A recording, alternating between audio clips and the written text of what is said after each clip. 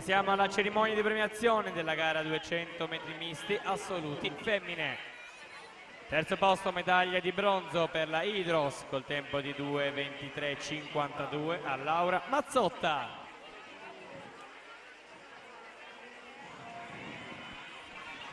Secondo posto, medaglia d'argento per la Nottoli Nuoto 74 col tempo di 2:22:73 Zoe Masetti.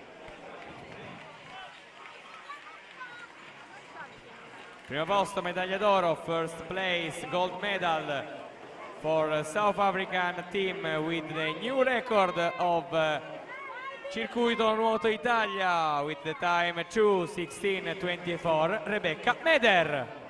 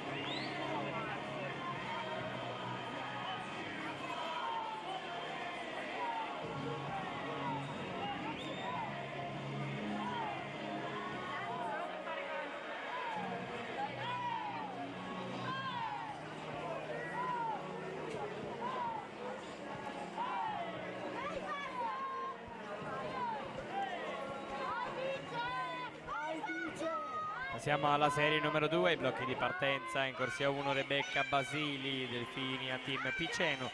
Corsia numero 2 Laura Zanardo, Natatorium Treviso. Corsia 3 Angelica Arcadio, Antares Nuoto. Corsia numero 4 Sofia Vidotto, Arca Nuoto. Alla 5 Giorgia Croesi, Società Nuoto Gemonese. Corsia numero 6 Camilla Martello, Padova Nuoto. Alla 7 Vittoria Cendron, Natatorium Treviso. Alla 8 Sara Boraso, Piave Nuoto.